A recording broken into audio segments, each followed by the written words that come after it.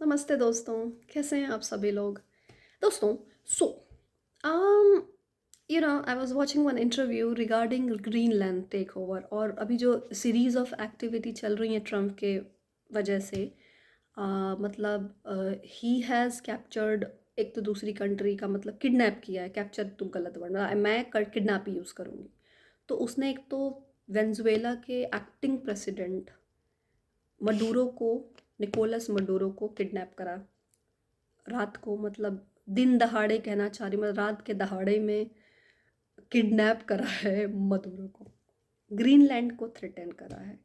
आज मैं इंटरव्यू देख रही थी, ग्रीनलैंड के कोई मिनिस्टर विनिस्टर थे, वो आए, उन्होंने बोला कि हाँ हाँ, मतलब वेनेजुएला ने तो कुछ बिगाड़ा भी है, मतलब उनके साथ तो कुछ हॉस्टाइल रिलेशन भी था, बट हमने तो कुछ किया ही नहीं भैया, हमारे पे मतलब क्यों चढ़ रहे हो, और हम तो अलाई हैं।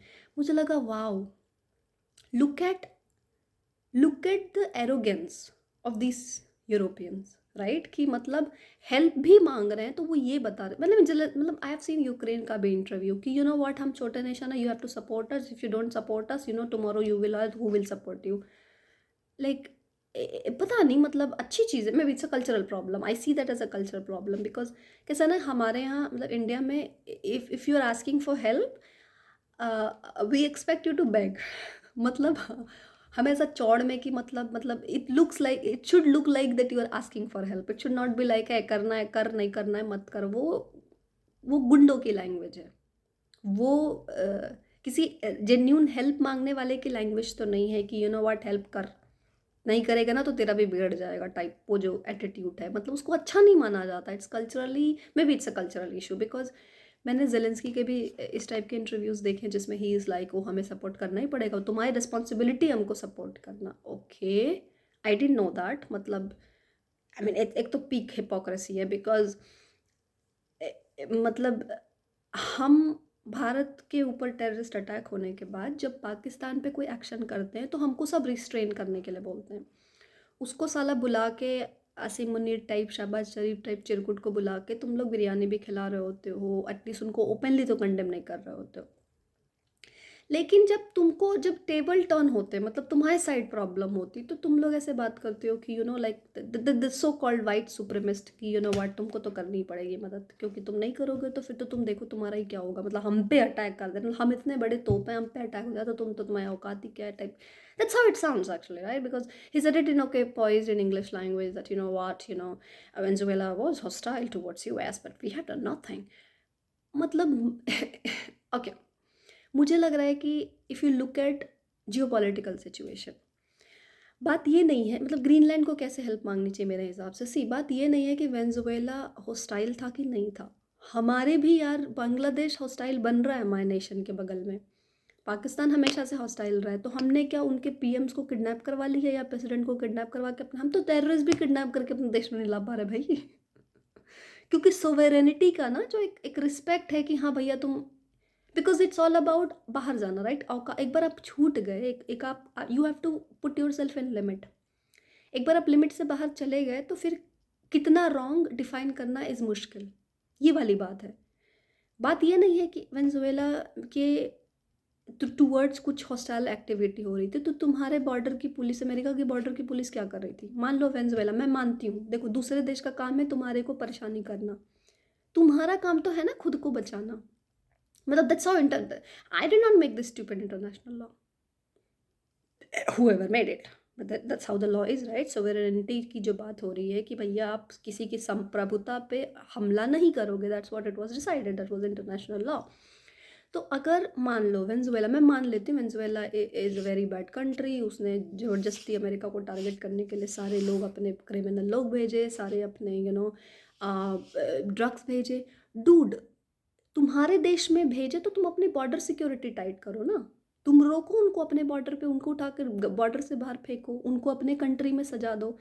ये तो लिटरली तानाशाही है कि आप घर बैठे बैठे, ऊपर से बोल भी रहे हो कि हम टीवी पे देख रहे थे कि तुम अपन क्यों, बिकॉज अब एक तो आप you pick your own size वाली बात होती, राइट? अमेरिका भी मतलब हाथी चींटी से फाइट ले रहा है और उसको बोल रहा है like you pick your own size type, भी कर भी नहीं रहे हो तुम भैया तुम अपने साइज की कंट्री जाओ, तुम शी जिनपिंग को उठवा लो, तुम भैया पुतिन को उठवा लो, मतलब बड़ी कंट्री है तो उन्हीं लोग का बोलेंगे, मतलब as a superior power as well like military power में तो यही आते हैं बेचारे। मैं इसलिए इंडिया का नाम ले लेना चाहती, हम तो नहीं आते।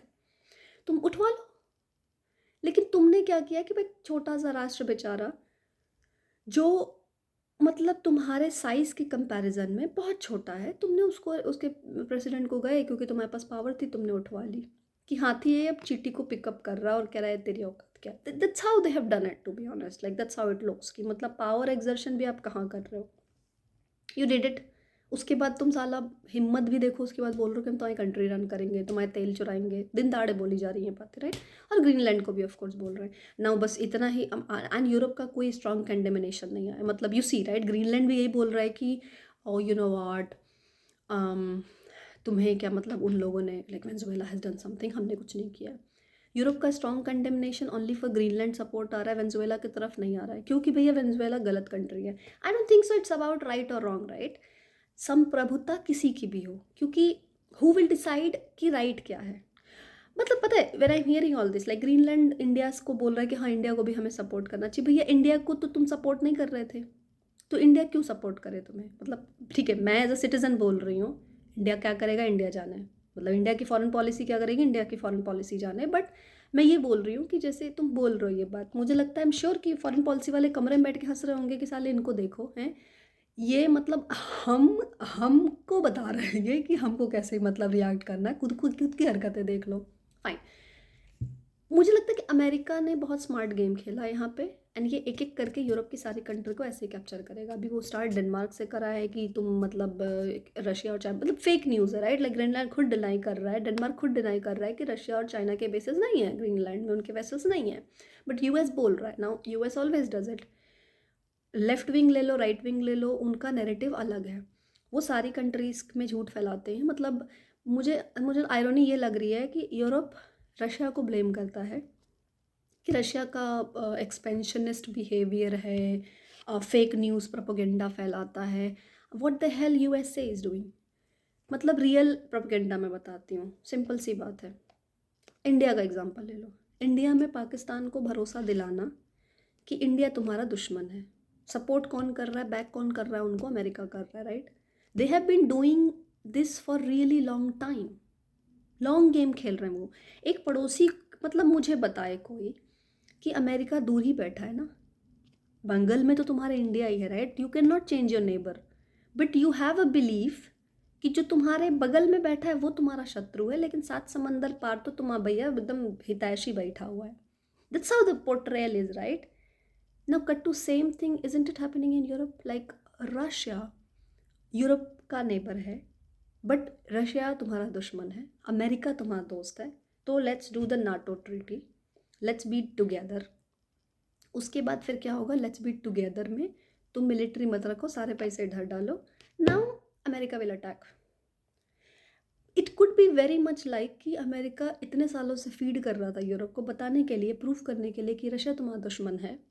एंड व्हाट हैपेंड कि अब यूएस से ही तुमको कैप्चर करने पे आ गया है। So it will be the biggest, like colonizer will be colonized by the ancestor of the colonizer, right? कि मतलब, और yeah, that's the thing, like it's like India Pakistan all over again, because see हम पाकिस्तान का cut के बना है 1947 में, सब हिंदू ही थे, सब कन्वर्टेड हैं, सब साले भारतीय थे पहले, अब जाके पाकिस्तानी हो गए हैं। Same goes for US, US में नेटिव तो है नहीं कोई, सब यूरोप से गए हुए हैं, वहाँ जा कर के मतलब जो एटलीस्ट जो शासन कर रहे हैं वो तो सब यूरोपियन है राइट। ट्रम्प का जर्मन रूट है, जेडी वेंस का भी कहीं आयरलैंड से रूट होगा, रूबियो का भी कहीं इधर यूरोप से रूट होगा राइट। तो look at them, so they are basically now thinking to colonise their future, like you know, granddaughters or granddaughters and sons, right? That's what it is like. US में जो बैठे हैं वो Europe के ancestors ही तो हैं, collective Europe के ancestors हैं, और अब वो अपने लोगों को कैप्चर कर रहे हैं, अपने ही ब्रदर्स एंड सिस्टर को कैप्चर करने की चीज़ें सोच रहे हैं। नेवर नो, अमेरिका में भी प्लानिंग दिस फॉर लास्ट 75 या 80 ईयर्स, और नाउ उनको लग रहा है कि Europe is you know like vulnerable, और अब वो अटैक कर सकते हैं। That's what maybe they are doing, who knows. अभी डेनमार्क, मुझे लगता है डेनमार्क ना दूसरी कंट्री में जाकर रोने से अच्छा है, if they go and beg Russia, I think Russia will be able to help them, better than America. मतलब I mean, who is who will be better saving you, Russia or USA? USA is threatening to attack you. Being a NATO member, being an ally is threatening you. मुझे लगता है कि भैया Denmark को they should go to Russia and ask for help. It would be helpful. I mean, you never know. Russia could help you. I mean, they can. वही country जो against stand कर सकते हैं अमेरिका के, that is Russia. So as Giorgia Meloni also said, right, it's time to talk to Putin.